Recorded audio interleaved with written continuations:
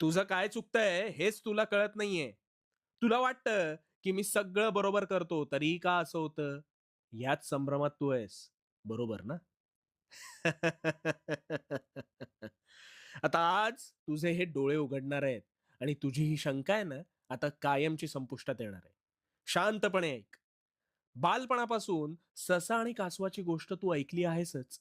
आता तू म्हणशील, त्या गोष्टीचा माझ्याशी काय संबंध? सांगतो. थोडा संयम बाळग. तुला ठाऊक आहे, ससा पुढे जाऊन फाजील आत्मविश्वासामुळे झोपून गेला आणि अशातच संधीचा फायदा घेत कासव पुढे जाऊन शर्यत जिंकले सुद्धा. तुला माहितीये, तुझ्या आयुष्यात तू का हरतोस? कारण कासवाकडे मी जिंकेन की नाही, मी कमकुवत आहे का, हा दृष्टिकोनच मुळात नव्हता. मला थांबायचे नाही एवढंच त्याला माहिती होतं. पण तू? तुला स्वतः